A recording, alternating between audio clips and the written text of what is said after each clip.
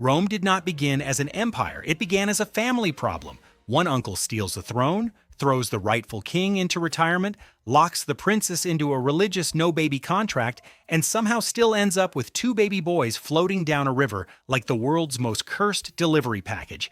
And from that mess, Rome is born. A city founded by myth, raised by violence, addicted to expansion, terrified of kings, ruled by emperors, betrayed by soldiers, split in half, invaded repeatedly, and eventually killed so quietly that the last emperor basically got fired. No final boss. No dramatic last stand. Just a teenage emperor being politely informed that the empire is over and his tiny crown can go back in the box. So today, we're speedrunning the entire story of Rome. From wolf milk to world empire, from republic to dictatorship, from a republic built on hating kings to an empire that basically reinvents kings and changes the job title. Let's begin.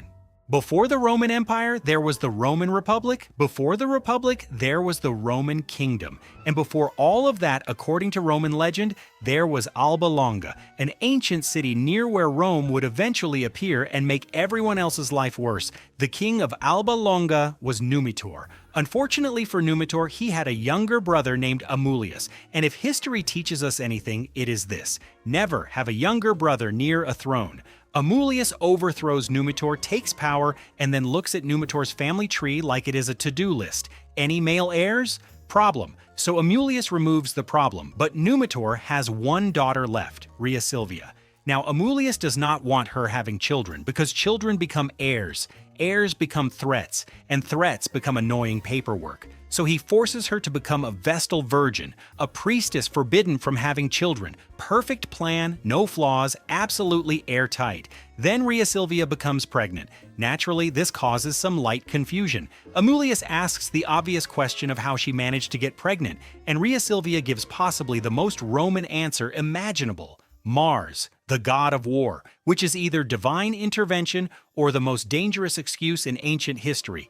But this is Rome's foundation myth, so the explanation is treated seriously. Her twin sons are Romulus and Remus, two babies, one stolen throne, one paranoid uncle, and a kingdom that has already become a murder spreadsheet. Amulius sees the twins and realizes the obvious. These are not just babies. They are future lawsuits with legs, so he orders them thrown into the Tiber River. But because this is a myth, the basket does not sink. It floats away, lands near the future site of Rome, and the twins are found by a she-wolf. Yes, Rome's founders are raised by a wolf, because apparently ancient Italy looked at parenting and decided daycare should have teeth. Eventually, a shepherd named Augustus finds the twins and raises them with his wife, Acca Larentia. So Romulus and Remus grow up as two extremely suspicious rural teenagers with mystery origins, wolf trauma, and the energy of people who are about to make that everyone else's problem. One day, they discover the truth. They are not random forest boys. They are the grandsons of Numitor, the rightful heirs to Alba Longa. So they return, overthrow Amulius, restore Numitor, and everyone should be happy. But this is Rome. Happiness is not in the budget. Romulus and Remus decide they want their own city. They find a good location near the Tiber, 7 hills, strong defensive position, easy access to trade, very nice. And then they immediately start arguing over where exactly the city should go. Romulus wants the Palatine Hill. Remus prefers the Aventine. At this point, normal people might vote, or compromise, or just build 2 neighborhoods and stop acting like toddlers with spears. But these are the founders of Rome, so they ask the gods by counting birds. Remus sees 6 birds, Romulus sees 12. Romulus basically claims the gods picked him, while Remus accuses him of cheating. Romulus starts building a wall anyway. Remus jumps over it to mock him, and Romulus kills him. That is the legendary founding of Rome, a city born from a brother murdering his brother over urban planning, which honestly explains a lot. Now, Romulus is king. Small problem, Rome is not really a city yet. It is more like a construction site with trauma. Romulus needs people, so he opens Rome as an asylum city. Not asylum as in hospital, asylum as in anyone wanted somewhere else can come to Rome. No questions asked. So Rome fills up with exiles, runaway slaves, debtors, criminals, drifters, ambitious nobodies, and men who definitely have very normal backstories and no legal issues whatsoever. Romulus looks at this crowd and somehow sees the perfect foundation for a nation. But there is another problem. Rome has men, a lot of men, chaotic men, armed men, men with names that sound suspiciously like goat thief, and probably stabbed someone. But Rome does not have enough women to build families, so Romulus comes up with one of the worst social policies in human history. He invites the neighboring Sabines to a festival. The invitation basically promises a normal festival with games, snacks, and absolutely nothing suspicious happening. The Sabines arrive, everyone is celebrating. Then Romulus gives the signal. The Romans abduct the Sabine women. Yes, Rome solves its population problem with a kidnapping event disguised as a networking party. The Sabine men obviously attack, because when your neighbors invite you to a festival and steal your daughters, the polite response is not a thank you card. A war begins. Then, according to legend, the Sabine women step between both armies and tell them to stop because they are now connected to both sides. Their new husbands and their old families are about to kill each other, so they push the two peoples to merge instead of becoming historically embarrassing. And somehow it works. The Romans and Sabines become one people. Awkward dinner tables continue for generations. Rome then cycles through 7 kings. Romulus creates early institutions, including the Senate, does a lot of legendary founder things, and then disappears during a storm. Romans say he ascended into heaven, which is very convenient. The next kings build religion, temples, bridges, prisons, walls, sewers, armies, and basically the early Roman starter pack. Some kings are peaceful, some are aggressive, some expand the city, some get murdered. Classic monarchy experience. Then comes the 7th king, Lucius Tarquinius Superbus. Tarquinius is cruel, arrogant, and exactly the type of person who makes a whole civilization say, maybe giving one guy all the power was a bad idea. After a major scandal involving his family, Rome throws him out. And the Romans make a very dramatic decision. No more kings, ever. Kings are banned. Kings are cursed. Kings are cringe. So Rome becomes a republic. Instead of one king, they elect 2 consuls every year. These consuls have king-like powers, but they are definitely not kings because Rome changed the label. This is like deleting an app and then opening it in the browser. The Republic is born, and for a while it works. Kind of. Early Rome is surrounded by enemies, Latins, Etruscans, hill tribes, Greek colonies, Gauls. Basically, if Rome looked outside, there was another group waiting to ruin its day. Then the Gauls sack Rome. They enter the city, loot it, humiliate the Romans, and leave only after Rome pays them off. This event burns itself into the Roman brain. Rome learns one lesson: never be that weak again. Healthy societies go to therapy. Rome builds legions. From here, Roman expansion becomes very simple. Neighbor exists, neighbor resists, neighbor becomes Roman. Repeat until map is red. Rome defeats nearby Latin peoples, then other Italian tribes, then Greek colonies in southern Italy. And now Rome controls most of Italy, which means it is ready to meet its first real rival, Carthage. Carthage has money, ships, trade networks, North African power, and the worst possible thing to have near Rome: a successful independent civilization. Rome cannot emotionally process this, so we get the Punic Wars, a trilogy, but instead of movies, it is ships, elephants, and generational trauma. In the First Punic War, Rome wants Sicily. Carthage points out the obvious. Rome does not even have a navy. So Rome copies a captured Carthaginian ship, builds a navy, invents a boarding bridge, and turns naval war into land war with extra drowning. Rome wins. In the Second Punic War, Hannibal appears. Hannibal marches from Spain, crosses the Alps with elephants, and spends years turning Roman armies into cautionary tales. At Cannae, Rome suffers one of the worst defeats in its history. At this point, any normal state would negotiate. Rome does not negotiate. Rome takes the loss personally and becomes worse.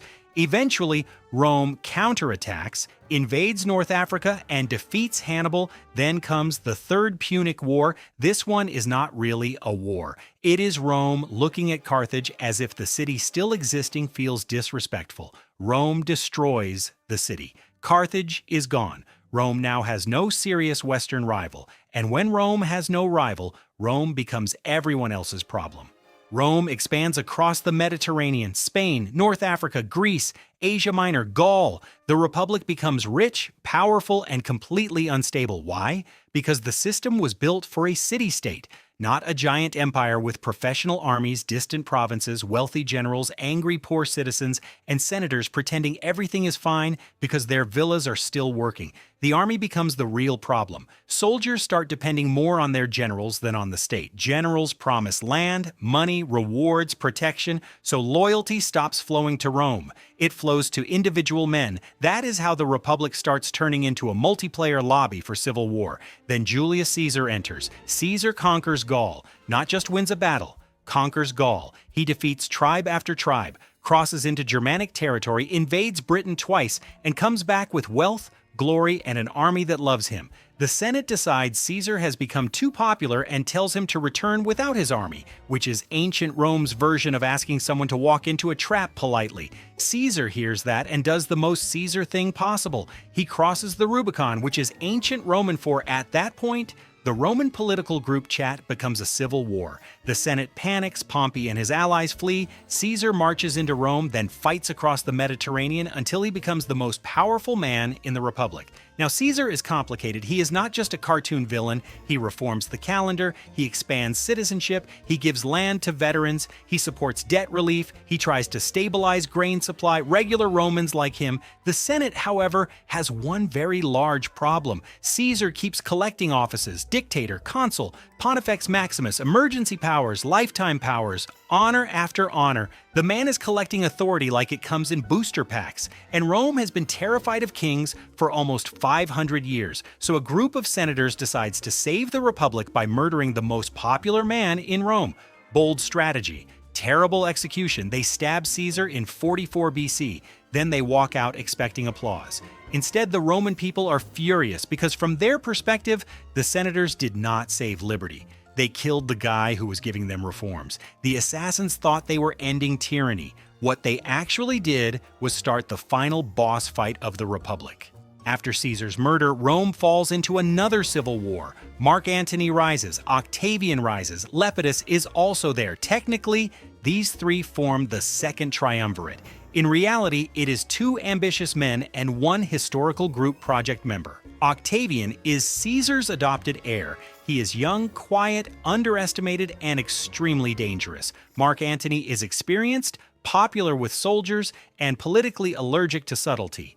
Eventually, Antony links himself with Cleopatra in Egypt. Octavian sees the opportunity. He does not present it as wanting power. He presents Antony as a Roman traitor under foreign influence while casting himself as the humble defender of the Republic. Very noble, very fake. Octavian defeats Antony and Cleopatra. Both die. Egypt becomes Roman, and Octavian is left alone at the top. Now comes the genius part. He does not call himself king. He knows Rome hates kings, so he calls himself princeps, first citizen. He keeps the Senate, keeps elections, keeps republican language, but quietly gathers the army, provinces, money, religious authority, and political power into his own hands.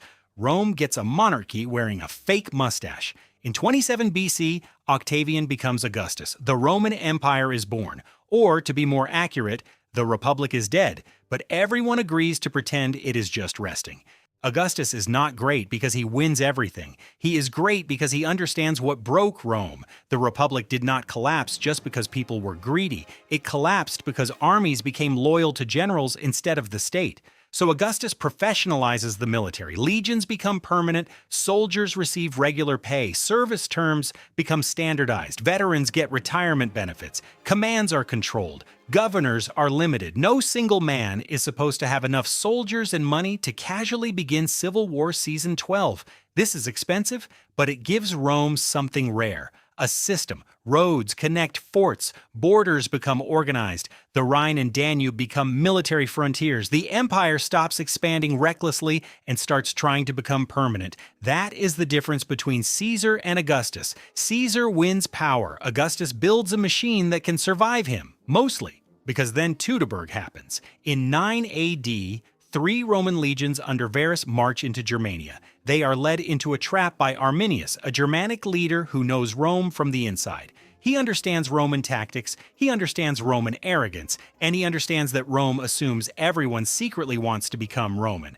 The legions march through forests and mud, stretched out with wagons, supplies, and civilians, exactly where Roman formations are weakest. Then the attacks begin. Not one clean battle.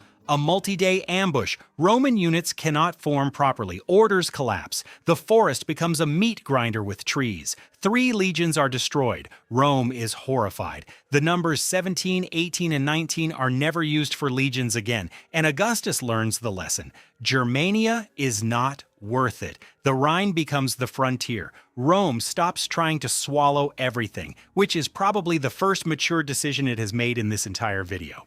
After Augustus dies in 14 AD, the empire survives. That is already impressive. Tiberius takes over. He is capable, experienced, and deeply uninterested in being around people. Relatable, but bad for government. He eventually rules from Capri, away from Rome. This creates a problem. If the emperor is not in Rome, then whoever controls access to him controls power. Enter the Praetorian Guard. Originally, they are the emperor's elite bodyguards. Over time, they become bodyguards with subscription-based regime change. They influence succession, they pressure emperors. Eventually, they realize they have the weapons, so asking nicely is basically optional. Caligula becomes emperor. Then the Praetorians kill him, then they find Claudius hiding and make him emperor. Claudius is surprisingly competent, but the precedent is horrifying. The emperor can now be chosen by the armed men standing closest to him. After Claudius comes Nero. Nero has talent, ego, insecurity, and the political instincts of a burning theater curtain. Rebellions grow. Money problems increase. Rome burns. Trust collapses. Eventually, Nero loses support and dies in 68 AD. That ends the Julio-Claudian dynasty. Then comes the year of the 4 emperors, 4 rulers in 1 year, because apparently Rome looks at political stability and tries to speedrun it into chaos. The winner is Vespasian, not because everyone loves him, because he has the strongest army, and that becomes the empire's recurring problem. Legitimacy is nice, bloodline is nice, Senate approval is adorable, but if the army backs you, congratulations, you are emperor until another army backs someone else. Rome still reaches its territorial peak under Trajan in 117 AD. The empire stretches from Britain to Egypt, from Spain to Mesopotamia. It is enormous, impressive, beautiful, and an administrative nightmare wearing sandals. For people inside the empire, Rome can offer roads, law, cities, baths, trade, military protection, and citizenship. Not paradise. Slavery is everywhere. Inequality is massive. Taxes exist because Rome is allergic to being cheap, but compared to much of the ancient world, the system is stable. That is why Rome does not only conquer people, it attracts them. Serving Rome can give pay. Citizenship can give rights. Roman cities can give opportunity. Rome is not just an empire of swords, it is an empire of benefits. And that becomes important later, because when people outside Rome see the system, many do not want to destroy it. They want in. Unfortunately, Rome is very good at creating systems and even better at corrupting them. In 193 AD, the Praetorian Guard literally auctions the imperial throne to the highest bidder. That is not a metaphor. They basically turn the Roman Empire into an eBay listing with stabbing. The winner does not last long, because buying the throne is one thing. Surviving everyone who hates that you bought it is another. The 3rd century is where Rome almost dies early. Emperors come and go so fast the throne basically needs a revolving door. Germanic groups pressure the west. Persian armies pressure the east. Plagues weaken cities. Inflation wrecks the economy. The army keeps making emperors and then deleting them. At one point, the empire practically splits into separate pieces. This is not decline. This is a civilization having a panic attack in public. Then Diocletian arrives. Diocletian looks at the empire and recognizes the obvious. It is too big for one man. Correct. So he creates the Tetrarchy. Rule of 4, 2 senior emperors, 2 junior emperors. The idea is smart. More rulers closer to the borders, faster responses, clearer succession, less chaos. Then Diocletian retires to grow cabbages. Yes, really. The man tries to leave politics and become an agricultural side quest, and the moment he leaves, the tetrarchy collapses into civil war. Because if four men share supreme power, the obvious thought process becomes whether one of them can simply remove the other three. Eventually, Constantine wins, he reunites the empire, he legalizes Christianity, and in 330 AD he builds a new capital, Constantinople. This city is better placed than Rome, closer to rich eastern provinces, easier to defend, connected to trade, strategically brilliant, emotionally devastating for old Rome. Rome is still famous, still symbolic, still full of history, but real power is moving east. The empire is changing its address. After Constantine, the empire continues changing. Christianity becomes more important, the old pagan world fades, the army becomes more regional, the east gets richer, the west gets weaker. Then in 395 AD, after Theodosius dies, the empire is divided between his sons. In theory, it is still one Roman world. In practice, it is two governments trying to share a corpse before it is officially dead.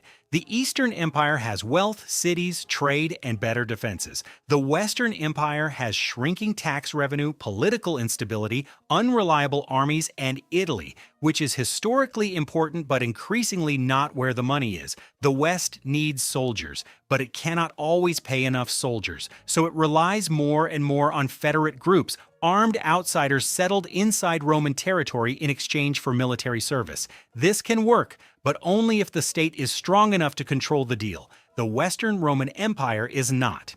Now we reach the final collapse. And no, it is not as simple as barbarians walked in and Rome died. That is the cartoon version. The real version is worse.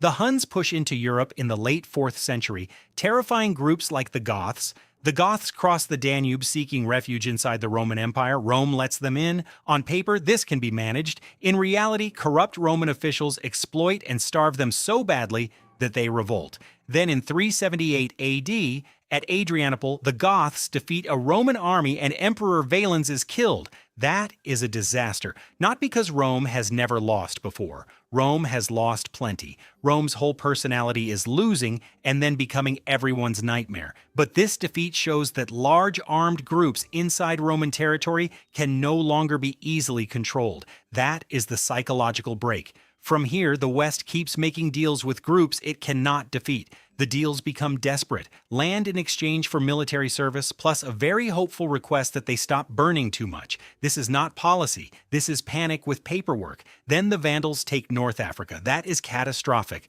North Africa is not just land. It is grain. It is taxes. It is money. And if the West loses money, it loses soldiers. If it loses soldiers, it loses territory. If it loses territory, it loses more money. That is not a decline. That is a death spiral. Rome itself is sacked in 410 by the Visigoths, then again in 455 by the Vandals. By now, the city of Rome is more symbol than command center. The empire is being ruled from elsewhere. The emperors are weak, the generals are strong, and the Western Roman state is mostly a costume being worn by armed men who no longer need the costume. Then, in 476 AD, Romulus Augustulus becomes the final Western emperor. His name is almost too perfect. Romulus, like the founder of Rome. Augustulus, like Augustus, the first emperor. The last emperor is named after the beginning and the peak. History is not subtle. Odoacer, a Germanic commander, removes him. Not in some huge cinematic final battle, not with lightning striking the Colosseum, not with the gods weeping into the Tiber. He just gets deposed. The imperial insignia are sent east and the Western Roman Empire is over. The most powerful empire in Europe does not end with a roar. It ends like an exhausted company shutting down a department. Now here is the annoying part. If you told people in the Eastern Empire that Rome fell in 476, they would look at you like you failed geography. Because from their perspective, the Roman Empire still exists. It is in Constantinople. It is Christian. It speaks more Greek than Latin, but it calls itself Roman. And it survives for almost another 1,000 years. Modern historians call it the Byzantine Empire. The people living there did not. They called themselves Romans. And honestly, fair enough. But for this video, we are ending the Western Roman story here because otherwise we have to cover another 1,000 years of emperors, crusaders, Persians, Arabs, Bulgars, betrayals, and Constantinople refusing to die out of pure stubbornness. That deserves its own video. Because in 1453, Constantinople finally falls to the Ottomans, and with that, the last state still calling itself Roman disappears. So Rome begins with a wolf feeding two abandoned babies, then becomes a kingdom, then a republic, then an empire pretending not to be one, then a divided empire, then a Western corpse and an Eastern survivor. And after more than 2,000 years of myth, war, law, roads, murder, tax problems, religious transformation, political branding, military coups, and extremely questionable succession planning, Rome finally becomes what it was always destined to be: a warning that no matter how powerful your empire becomes, someone in the government will eventually wonder whether the solution to the current disaster is simply creating a much bigger one. And that was the entire history of Rome, explained badly, but unfortunately not inaccurately.